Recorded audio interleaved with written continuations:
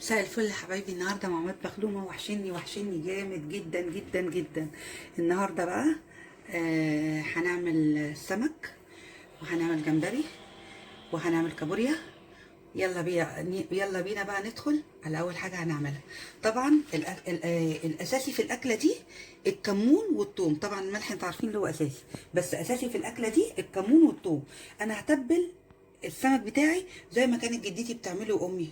ماشي، الكمون والثوم، مش هحط فلفل اخضر ولا فلفل احمر ولا ده ولا ده ولا ده، لاني انا ما بحبش اكل السمك غير بالكمون والثوم. انا بحب تتبيلته قوي قوي كده، وبتبقى طعمها جميل جدا جدا جدا جدا. تعالوا بقى معايا دلوقتي. انا معايا كمون، ومعايا ملح، ومعايا توم مهروس. ماشي، وهنا عندي السمك اهوت مغسول ونضيف وزي الفل. بص يا حبايب قلبي، جميل اهوت. ومعايا ليمون. ماشي، هنعصر نص ليمونه على التتبيله بتاعتنا الاول بالمنظر ده كده، وهندعك كل المكونات دي كلها ببعضنا. وبنشتغل بايدينا على فكره، ما بنلبسش حاجه بايدينا، لان احنا في بيت، مش في مطعم ولا في ولا هنا ولا هنا. احنا في بيتنا، فلازم نعيش في حريتنا. هنعجن كل الحاجات دي كده كلها كده، الملح على الكمون على الثوم كله، وهنبتدي نتبل السمك. طبعا الكميه دي كلها مش للسمك بس، لا، وللجمبري وللكابوريا كمان. ماشي، ليكوا معايا يا حبايبي. معلش ما تسوقوش مني النهارده، انا هحاول على قد ما اقدر. ماشي، ما اطولش الفيديو عليكم عشان ما تسوقوش مني بسرعه. بس انتوا بصراحه وحشني، انا عايزه ابقى معاكم في كل وقت وفي كل ثانيه وفي كل دقيقه، لان انتوا بتوحشوني جامد جامد جدا. بص يا حبايب قلبي بالمنظر ده كده. ماشي، ده هقول تاني: كمون وتوم وملح وليمون، مش اكتر من كده. انا امي كانت بتعمله كده، وجدتي كانت بتعمله كده. في بقى حبايب قلبي، في حبايبي قوي بحبهم برضك.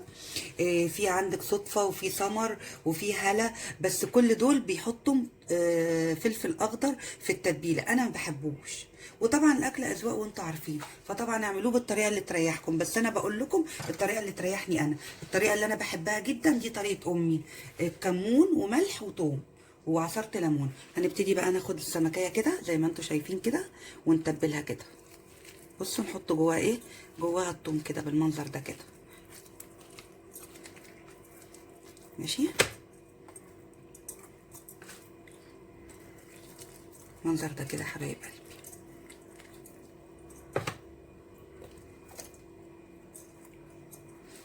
بصوا يا حبايبي بالمنظر ده كده، الثوم كده يتغلغل جواه كده ويتشرب منه.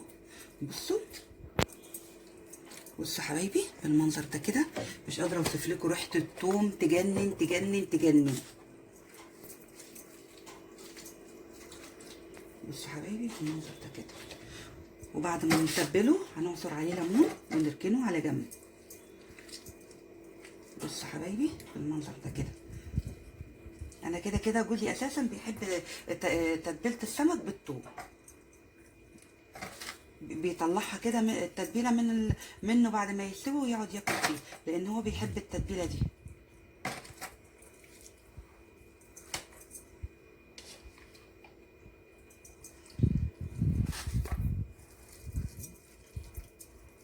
جربوه بالطريقه ديت وقولوا لي رايكم ايه.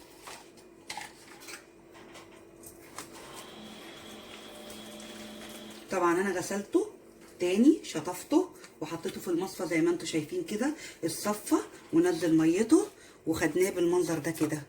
بصوا يا حبايبي المنظر ده كده كده كده. بصوا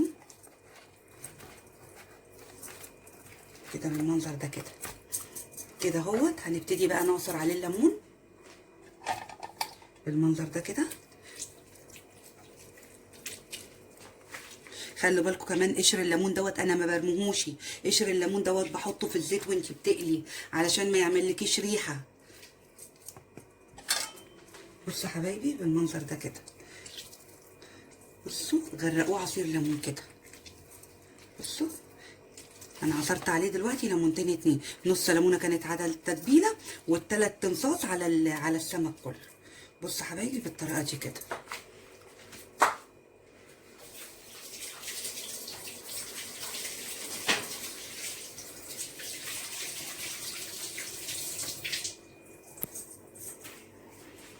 بص حبايب قلبي، خلاص السمك احنا ايه انتهينا من المرحله بتاعه التتبيل بتاعه.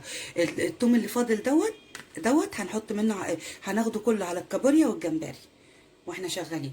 هخلص بقى الحاجه بتاعتي المقادير بقيه الحاجه التانية وارجع لكم تاني. دي حاجات الجمبري والكابوريا. ماشي، تعالوا بقى معايا يلا على البوتاجاز. هتعبكم معايا شويه بس يلا انزلوا بقى اشتروا الحاجات دي كده. الحاجات دي مش مكلفه زي ما قلت لكم، ما كلفونيش 200 جنيه، ما كملوش ال 200 جنيه كمان. بصوا حبايبي، جزر، فلفل اخضر، فلفل حامي، طماطم، وطبعا ما تنسوش الثوم بالكمون بالملح. ماشي، ما تنسوش الثوم بالكمون والملح. كل المكونات دي هنحطها دلوقتي معانا على النار. ماشي بس حبايبي بقى هنبتدي نحط الكابوريا. هنحط الكابوريا مع الجمبري على طول. ماشي بالمنظر ده كده. بصوا بصوا كمان جمال الكابوريا. بصوا شايفين؟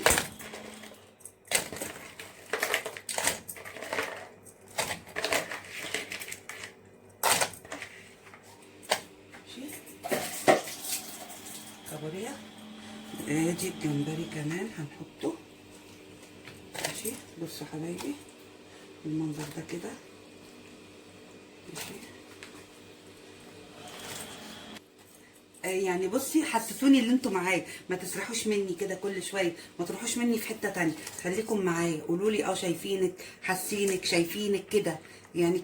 كلموني كده، حسسوني اللي انتوا معايا. بس انتوا لو مش عارفه بقى، لو في حاجه تشممكم الريحه كنت عملتها لكم. مش قادره اوصف لكم الريحه تجنن تجنن تجنن. حبايبي كده على النار، النار عاليه اهي. هننزل بقى بالطماطم. هننزل بالطماطم بتاعتنا بالمنظر ده كده.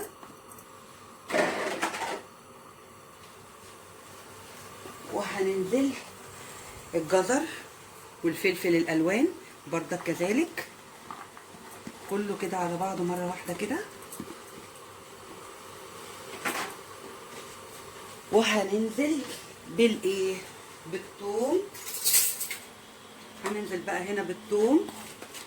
ماشي، هشيل حته بس صغيره عشان ايه احط منهم حته على الرز، بالثوم والكمون والملح. وهسيب الحته الصغنونه دي هسيبها احطها ايه على الرز. انا ما بحبوش كتير بس هي حته صغيره زي ما انتم شايفين. وكل شويه هنعمل ايه؟ حله كده. بص تلاقي كل حاجه اهي. بص الكابوريا ابتدت تاخد لون ازاي، شايفين يا حبايبي؟ نبتدي ندحرج الحله كده اهو كل شويه. كل شويه نبتدي ندحرج الحله كده كل شويه. ونروح على الحوض نغسل ايه؟ المواعين بتاعتنا اللي طلعت، علشان ما نخليش حاجه ورانا، عشان لما نخلص تبقى مطبخنا نضيف وحاجتنا زي الفل. واكيد انتوا سامعيني، بنتي واقفه بتصور بالموبايل. حتى الحنفيه باظت. بصوا بصوا الحنفيه باظت زي ما كانت عند سمر بردك باظت. فبصوا بالمنظر ده كده نغسل مواعيننا كده على طول، عشان ما نخليش ايه حاجات كتير ورانا، عشان نشتغل على طول تبقى حاجتنا نظيفه. تطلعي من المطبخ مفيش وراكي مواعين ولا وراكي اي حاجه، المطبخ نضيف وزي الفل زي ما انتم شايفين كده. ماشي يا حبايبي، تغسلي كده اهو بسرعه مواعينك.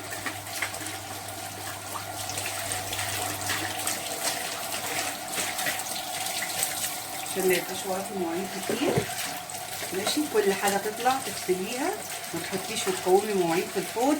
انا ما بحبش اكون مواعين في الحوض خالص، بحب اغسل كل حاجه على طول بالمنظر ده زي ما انتم شايفين كده.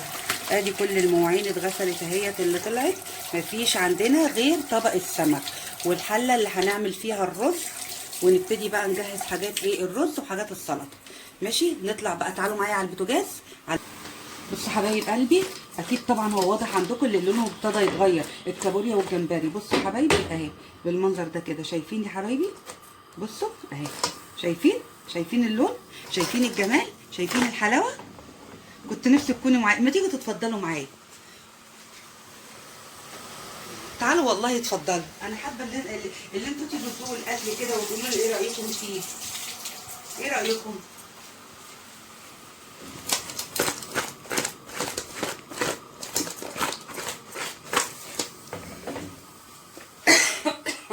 الريحه قلب الشقه. بقول لكم ريحه قلب الشقه. بنتي بتعمل لي كده بدماغها، بتقول لي عايزه تقول لي بس مكسوفه. طبعا هي بتتعلم عشان هي هتبقى عروسه قريب ان شاء الله، وهتطبخ في بيتها طبعا. فانا واخداها في ايدي، معايا في ايدي، بصي بمرنها بقى، اخدها السوق مره. بس طبعا ما بتنضفش خضار ولا بتعمل حاجه من دي، لان هي برنسيسه طبعا بجد يعني. وعندها الجروب بتاعها وصل فوق ال 10000 ال 10000 ال 10000 وصل فوق ال 10000 طبعا. وهي عندها برضك جروب على الفيس اسمه بس الستور. ممكن برضك تخش وتشوفوا حاجتها جميله جدا. وهي بنوته، مش عشان بنتي، هي بنوته زي العسل. بس عايزاكم بقى تدعوا لي عشان انا عندي هايدي في ثانويه عامه طبعا. يعني بصي قلقانه طبعا، مش قادره اوصف لكم. قلق قلق قلق قلق. وعندي ابني حبيبي في الكليه، ربنا يخليهولي. وعندي بقى العروسه الكبيره، كل ما اجي اقول اسمها رغم ان اسمها جميل والله، بس انا اقول لكم اسمها وخلاص. هي تعمل ايه عايزه تعمل. هي اسمها رواندا على فكره. ماشي. عايزاكم بس ايه تجربوا بقى بالطريقه دي وتقولوا لي ايه رايكم. الريحه تحفه تحفه تحفه، مش قادره اوصف لكم تحفه جمالها. يعني بصي مش قادره اقول لكم جمال جمال جمال. الريحه واللون، الريحه واللون اجمل من بعض. ماشي حبايبي. هخلص بقى حاجه الرز وارجع لكم تاني عشان ما اطولش عليكم الفيديو وتتضايقوا مني. حبايب قلبي بصوا زي ما انتم شايفين كده، بصوا الجمال. شايفين لون الكابوريا؟ ايه رايكم في لون الكابوريا؟ والله العظيم الاضاءه بتاعت الكاميرا بص يعني ظلماه، والله ظلماه. الاكل مش قادره اوصف لك ريحته، انتوا طبعا مش شامين ريحته. شكله يجنن. انا طبعا هزوده بقى ميه واسيبه ياخد ويدي مع بعضه بشكل ودي كده اهو. بصوا هنديله بقى شويه ميه، مش كتير، مش هحط ميه كتير، فاهميني؟ ماشي. ياخد بقى ويدي بشكل ودي كده، عشان طبعا الحبايب عايزين شوربه الجمبري طبعا. ماشي. هنغطيه بقى ياخد ويدي بقى مع بعضه بشكل ودي كده، هو بالكابوريا شويه. انتوا عارفين ان الجمبري ما بياخدش سوا كتير، 10 دقايق كده وهنطفي عليها. ماشي حبايبي. هرجع اقول لكم تاني وانا جايه اعمل الرز. هخليكم معايا، بس انا مش عايزاكم تزهقوا مني، وخليكم معايا، اوعوا تروحوا في اي حته. انا راجعه لكم تاني. باي باي. انا حطيت الزيت على النار اهوت عشان ابتدي اعمل الرز، عشان اعمل الرز واعلق على السمك على طول. ماشي. حطيت الزيت اهوت، حطيت معلقتين زيت كبار، وهخرط عليهم البصله. على فكره انا ما بحبش اقطع البصل على القطاعه. ماشي. انا بحب اقطعه كده على ايدي، اسهل واحسن. ماشي. واسرع. ماشي. المنظر ده كده.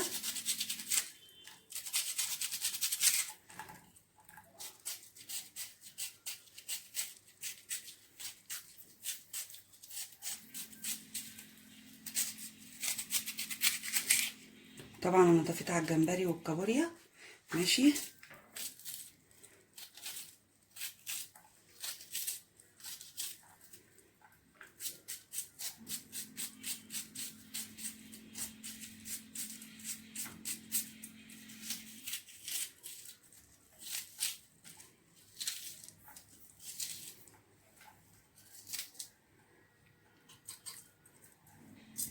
هنولع بقى على النار اهو على طول. بص حبايبي البصل على النار اهي. ماشي. هتبتدي بقى تتحمر معايا، عشان انا مش هخلي البصله صفرة. انا هغمق البصله شويه عشان يديني لون الرز البني الغامق. ماشي حبايبي، اللي هو زي الكرمل كده. ماشي. مش هحط بردك اللي انا قلت لكم عليه، الثوم بالكمون والحاجه ديت. هي حته صغيره خالص اهي زي ما انتم شايفين في طرف المعلقه اهي. هحطها بس مش دلوقتي. بص حبايبي، بص بردك لسه مش عايزاها، انا عايزه اغمق سنه كمان. بص بقى لما حطيت معاها الفلفل والفلفل الالوان الاحمر والاخضر والاصفر، بصوا هيديكي بقى درجه لون مع الرز، درجه تحفه تحفه تحفه. هتبقي انت كده لعبه في الالوان. ماشي. لكن انا بقى كنت نفسي احط جمبري، بس لو حطيت فيها جمبري ابني مش هياكلها. ابني بيكره حاجه اسمها جمبري. ممكن ياكل سمك. النهارده بيقول لك انا هصوم وافطر على سمك. انا مش بحب السمك. طب قولوا لي، في حد بيكره السمك؟ انا ما تقولوش عليا رغايه، انا مش رغايه والله، بس انا بتكلم معاكم عشان انتوا حبايبي بجد. بس بصوا لسه برضك عايزه اغمقها كمان شويه. انتوا متهيألكم ليه؟ والله الكاميرا ظلمه. الكاميرا ظلمه، الكاميرا دي ظلمه اللون. بصوا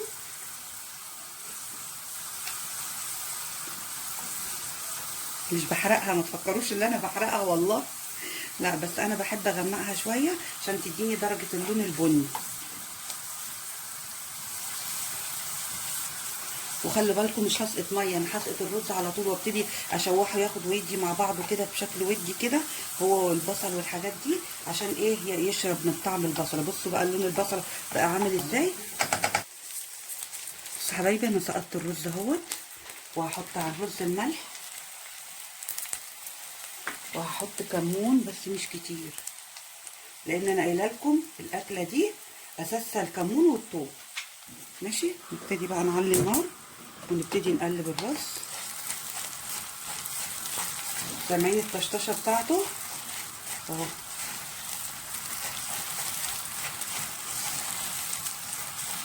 ابني طالع داخل عمال يقول قطعوا لي بطيخ، ماشي، وعمال يرخم عليا في الفيديو، وكل شويه قطعوا له بطيخ، قطعوا له بطيخ، في حته وهو بيقول قطعوا له بطيخ مش همسحها عشان تسمعوا. بنتي واقفه بتضحك بتقول لي انت ايه اللي انت بتقولي ده؟ عيب، ما يصحش، ما ينفعش كده الكلام ده. على فكره ابني مش صغير، ابني اولى كليه، ماشي، هو سنه صغير لان انا كنت مدخلاهم وهم صغيرين، مدخلاهم سنهم صغير.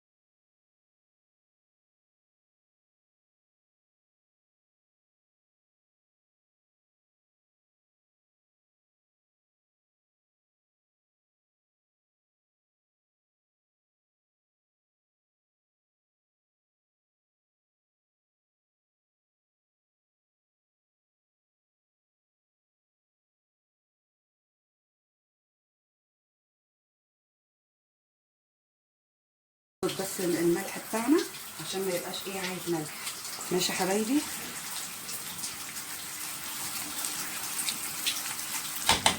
بص يا حبايب قلبي، نبتدي بقى نحط الميه. نذكر الله دايما واقفين كده ونكمل الله كده على طول. سامعين التستاشر اللي انا معايا يا حبايبي؟ اذكروا الله.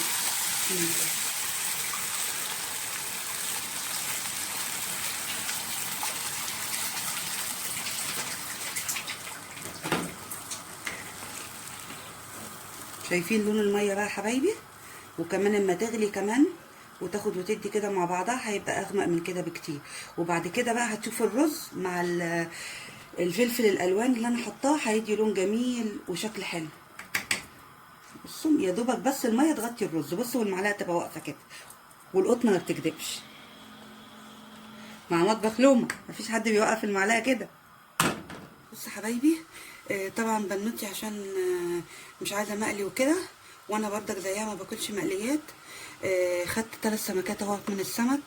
قطعت عليهم فلفل اخضر وفلفل احمر وفلفل اصفر الوان يعني، وبصله كله طرنشات. وبعدين خدت 3 سمكات حطيتهم طبعا السمك اللي هو المتبل ماشي، وحطيت عليهم شرايح ليمون، ودولت هحطهم تحت الشوايه في الفرن ماشي. ودوت بقى السمك اللي انا هقليه للاساتذه التانيين. ماشي يا حبايبي. اما تطلع بقى من الفرن هوريها لكم ماشي. تعالي. وده الرز اهوت ماشي. اتشرب ووطينا عليه وحطينا له وطينا عليه خالص، وحطيت الشياطه براحته بقى خالص، ياخد ويدي بشكل ودي مع بعض. وده بقى انا لقيت عندي بتنجان اللي هو البتنجان الرومي ده. بسلقه بقى بالطريقه دي ماشي. واما اجي اعمله هعمله بردك بطريقه حلوه هوريه لكم. وهعمله مخلل مش هعمله بابا غنوج حبايبي ماشي. انا ببدر الدقيق اهوت السمك بالدقيق اهو ماشي. بس بردك حطيت على الدقيق حطيت عليه شويه كمون، شويه صغيرين مش كتير، وشويه ملح ماشي، عشان يبقى ايه، لاني انا مش مشرطاه السمك ماشي، عشان ابتدي اقلي بقى على طول.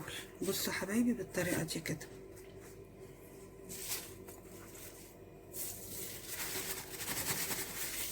بصوا كده بالمنظر ده كده، ومولعه على الزيت، بس مولعه على الزيت واطي مش معليه عليه بالمنظر ده كده ماشي.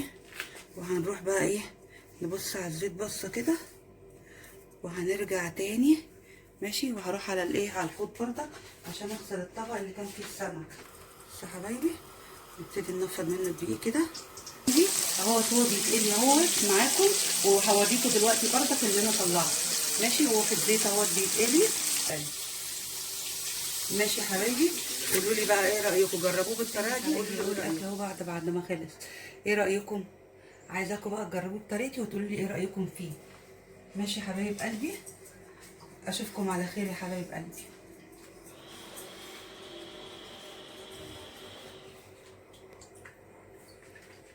بصوا يا حبايبي بقى، عايزه اعرف رايكم في الاكل ايه، وما تنسونيش في الاشتراك ماشي يا حبايبي. هستناكم ترد عليا وتقولي ايه رايكم. اشوفكم على خير يا حبايب قلبي.